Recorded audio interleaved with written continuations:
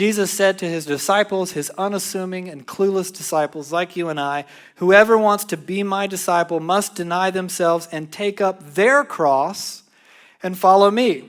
For whoever wants to save their life will lose it, but whoever loses their life for me will find it. And so, God is dead. Now it's your turn. Everyone is going to have to die. And this dying all of us have to do is the greatest test, the greatest barrier between you and faithfulness to the way of Jesus. Of the million things we could talk about when we read the story of the cross, to end this morning, I want to go here. What does it mean to take up your cross now? In our world of venerated deconversion, the be true to yourself mantra is the banner under which innumerable former Christians are heading toward the church exits. The cross continues to alienate. Jesus is fine if he doesn't tell us what to do.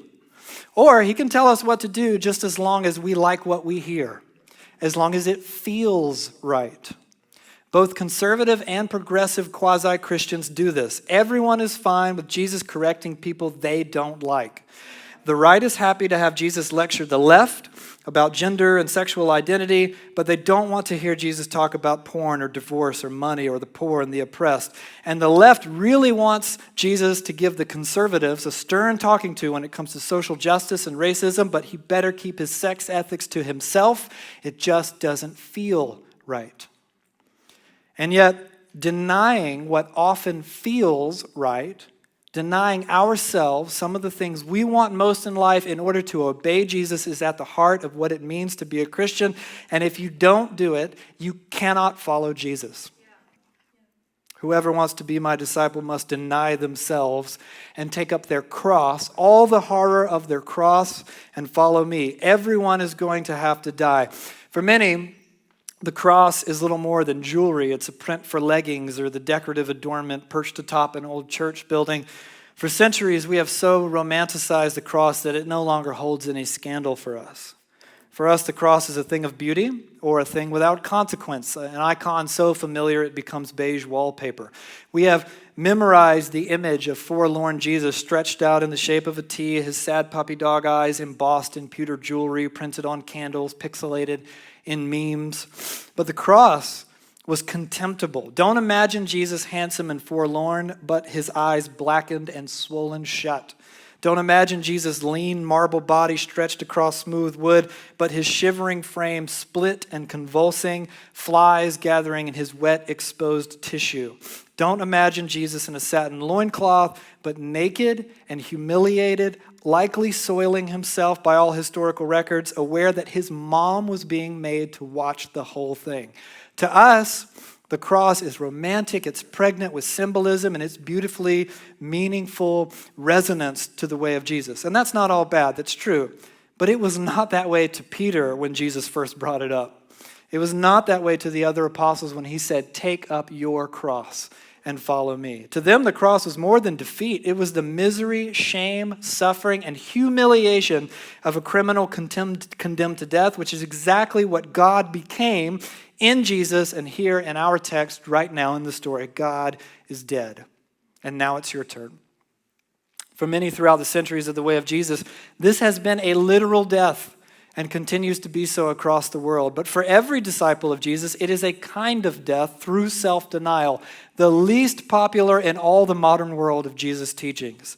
No teaching of Jesus comes with such aggravated offense to the modern sensibility as self-denial. The gospel of our culture is self-fulfillment. The gospel of social media is narcissistic self-celebration. The gospel of entitlement assures us that we deserve comfort and security and entertainment and bells and whistles. If something disrupts said comfort, we have ways of fighting back against it. More screens, more feeds, outlets for outrage and complaint, pills, apps, porn, the pursuit of happiness in the American way. We might deny ourselves in the name of a diet or a career to look good or to make money, but it is very difficult for us to conceive of a happy, fulfilled life that does not include us getting what we want on our terms. We are terrified That if we are denied our dreams or a soapbox on which to speak, if we cannot sleep with the person of our choosing, we are somehow less human. Nearly everything in the post-Christian cultural milieu screams at us that self-denial is oppression and that self-fulfillment is the only way to authentic happiness and truth. And yet, here stands Jesus, then and now. Everyone must deny themselves, take up their cross, and follow me. Everyone is going to have to die.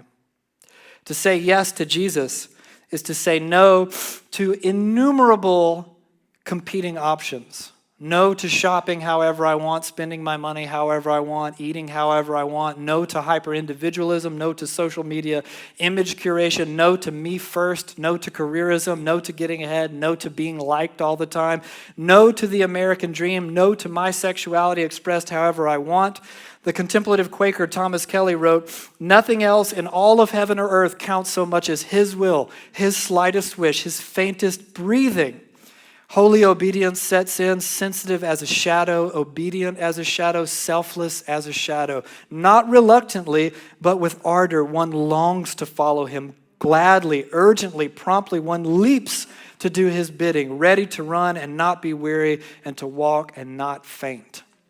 The disciple of Jesus, by definition, says to his or her master, "What you say I will do. Where you say to go, I will go. You are the master, I am the apprentice, not the other way around." And many of us treat God as if he is a domesticated pet. We keep him around to gratify us and pet him on the head, but to do our bidding. And I think of Paul's words, God is not mocked. If you qualify your willingness to follow Jesus by saying, "But you can't have this part of me," then you cannot follow Jesus, because he is leading you to a cross to die. That is the prerequisite to discipleship. Of course, it's easy to pick on our culture's apprehensiveness to the invitation of Jesus, but it was a tough sell back in the first century as well. Jesus knew then and now that the invitation to take up your cross would be widely rejected, if not by most people who hear it. And of this inevitability, Jesus said, "Whoever wants to save their life will lose it. Whoever loses their life for me will find it." Trademark Jesus candidness. These are the options, the only two options. This is the invitation of Jesus, and it begins with a cross.